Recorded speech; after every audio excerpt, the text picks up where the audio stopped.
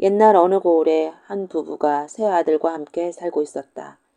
집이 부자인데다가 아들 삼형제가 다 인물이 출중하고 배운 것도 많아 빠질 게 없는 1등 신랑감이었다. 하지만 어머니가 문제였다. 며느리를 어떻게나 닥달하는지 큰며느리가 시어머니 닥달에 견디다 못해 한 달 만에 집을 나가버리고 둘째 며느리 또한 참다 참다가 끝내 성화에 못 이겨서 2달 만에 친정으로 돌아가고 말았다. 두 며느리가 시어머니 학대를 견디다 못해 속절없이 쫓겨나가고 보니 군동에 소문이 파다하게 나서 다시는 그 집에 딸을 보내려는 사람이 없었다.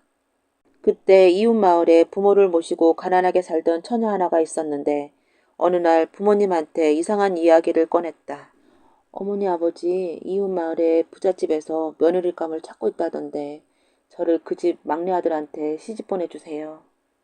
그러자 부모가 깜짝 놀라서 말했다. 아니, 그게 무슨 소리냐? 소문도 못 들었어? 그 집에 며느리로 갔다가는 그 시어머니의 등살에 단 며칠도 견딜기 힘들다는 게야. 그런 소리도 하지도 마라. 저한테도 생각이 있으니 걱정 말고 저를 그 집에 보내주세요.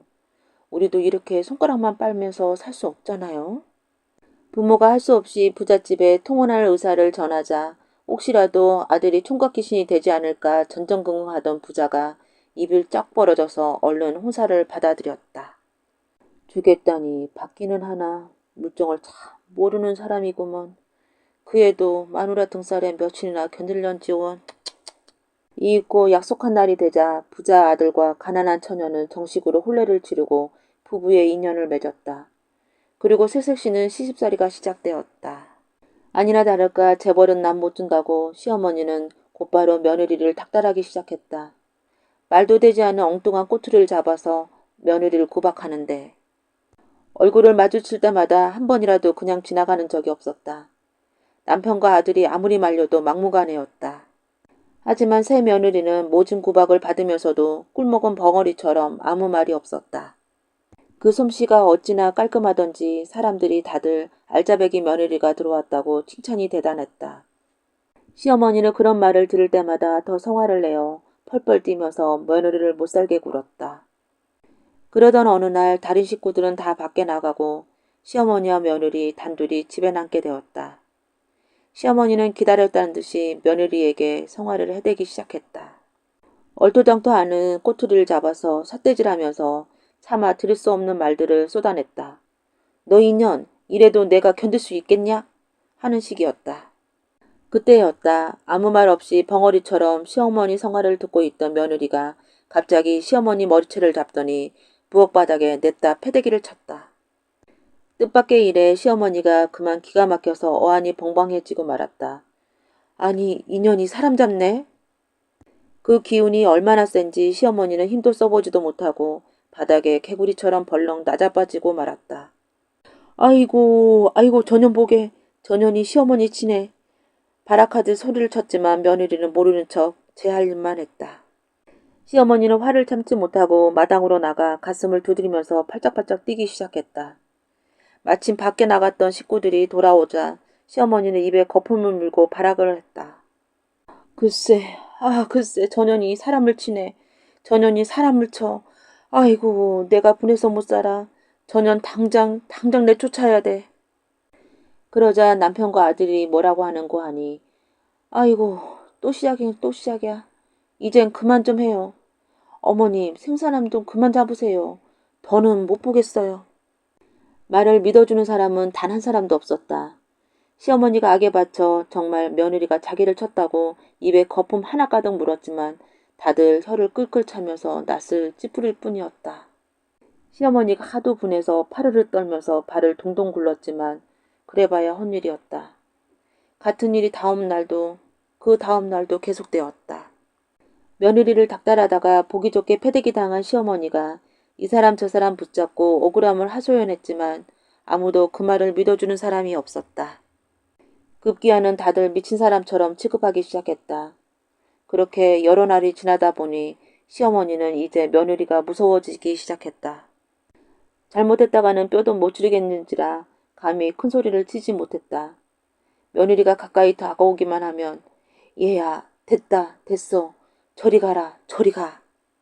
손살이를 하며 뒷걸음을 치는 것이었다.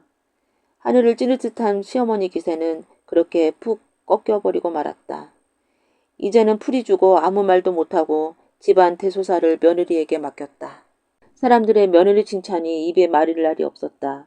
며느리는 다른 사람보다도 특히 시어머니한테 공손하게 굴면서 정성을 다했다. 어머니, 이것 좀 잡숴보세요. 맛있는걸요. 그러면 시어머니는 그만 즐겁을 하는 것이었다. 됐다. 얘야, 됐다. 저리 가라, 저리 가. 옛날 한마을에 어떤 부부가 부모를 모시고 살고 있었다. 그 남편은 세상을 돌아다니면서 장사를 하는 사람이라서 주로 아내가 집에 남아서 시부모를 모시고 살았다. 남편은 부모에 대한 효심이 강한 사람이었지만 그 아내는 부모에게 특별히 잘한다고 할 것도 없고 못한다고 할 것도 없는 평범한 며느리였다. 그렇게 살아가던 어느 날 시어머니가 세상을 떠나고 바깥 노인만이 남았다. 먹을 것이며 입을 것까지 영감의 자잘한 디수발을 챙겨주던 안주인이 세상을 떠나자 그때부터 차차 문제가 생기기 시작했다. 영감은 아내가 세상을 떠나자 만사가 귀찮아져서 몸을 움직이려 하지 않았다. 그러니 온갖 자직으려는 일이 다 자신의 몫으로 돌아왔다. 아들이 집에 있을 때에는 이것저것 신경 써서 챙겨드린다고 했지만 아들이 할 수 있는 일에는 한계가 있었다. 게다가 아들이 집에 있는 날보다 나가 있는 날이 더 많으니 그것이 문제였다. 며느리가 그 몫을 담당해야 하는데 며느리는 늙은 시아버지의 뒷수발이 점점 하기 싫어지는 것이었다. 방문만 열면 방 한구석에 놓인 요강에서 나는 지린내로부터 시작해서 방 안에 틀어박혀 있는 영감한테서 풍기는 퀴퀴한 냄새를 견디기가 어려웠다. 그러다 보니 며느리는 인상을 찌푸리면서 아휴, 저 영감은 언제 저 세상으로 가나 그래 하고 혼잣말을 하는 것이 다반사가 되었다. 이러다 보니 며느리가 시아버지를 대하는 행동이 고울 리가 없었다. 말대꾸도 없이 퉁명스럽게 대하기가 일쑤였고 먹을 것 입을 것을 제대로 챙겨주지 않았다.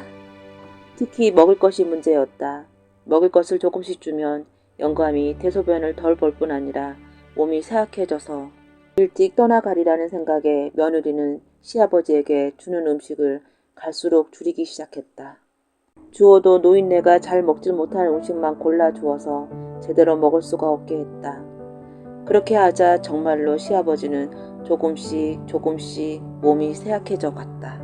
어느 날 장사에서 돌아온 아들이 그런 아버지한테 문안을 여쭈었다. 아버님, 요즘 불편하신 건 없으십니까? 갈수록 약해져만 가서 걱정입니다. 힘을 내셔야죠. 그러자 아버지는 며느리 눈치를 힐끔힐끔 살피면서 그래, 나는 괜찮다 하는 것이었다. 그런데 아들이 보니 그 눈치가 좀 이상했다. 그래서 아내가 잠깐 딴 일 하는 사이에 아버지에게 다가와서 물었다. 아버님, 솔직히 말씀해 보세요. 불편한 게 있으시죠? 그때 아버지의 대답이 뜻밖이었다. 얘야, 배가 고파서 못 살겠어. 뭐 만나는 것 좀 먹어봤으면 좋겠구나. 아들은 그 말을 듣자 단번에 그간의 사정을 알아차렸다. 아내가 아버지한테 음식 수발을 제대로 하지 않은 것이 분명했다. 생각하니 기가 막히고 화가 치밀어 오르는 일이었다. 당장 아내를 불러서 호통을 치려던 남편은 잠시 감정을 누리면서 헤아려 보았다.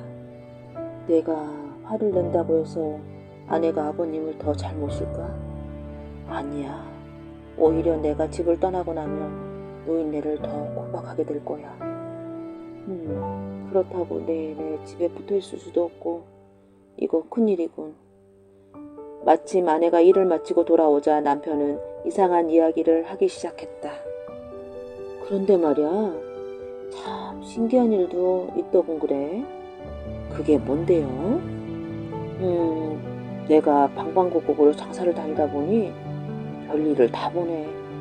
이번에 저 북쪽 지방으로 갔더니 장터에 사람들이 잔뜩 모여 있는데 뭘 하는가 보니까 글쎄 중국 사람들이 와서 노인네들을 사가는 게 아니겠어? 그러자 며느리가 호기심 서린 표정을 감추지 못하고 물었다. 아니 그게 무슨 말이에요? 노인네를 사가다니? 글쎄 말이야. 대체 무슨 수가 난다고 큰 돈을 주면서 노인을 사가는 지원. 그런데 보니까 아무 노인이나 사가는 게 아니야. 잘 먹여서 살이 아주 뽀얗게 오른 그런 노인만 골라서 사가지 뭔가? 아예 저울 갖다 놓고 몸무게를 재서 말이야. 며느리가 뭘 곰곰이 생각하는 듯 하자 남편이 슬그머니 말했다. 요즘 우리 집 노인네 행색이 말이 아닌데 그 사람들한테 팔아버릴까? 중국에 가면 호강을 시켜준다던데. 아니 그게 정말이에요?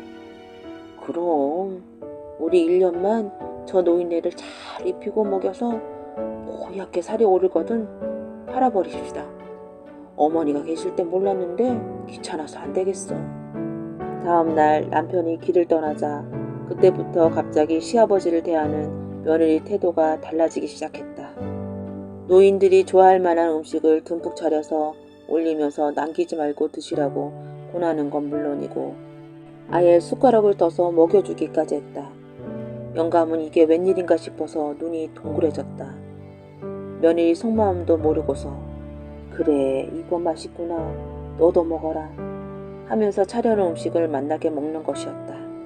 그렇게 한두 달이 가고 대여섯 달이 가니 정말로 노인은 뽀얗게 살이 오르기 시작했다.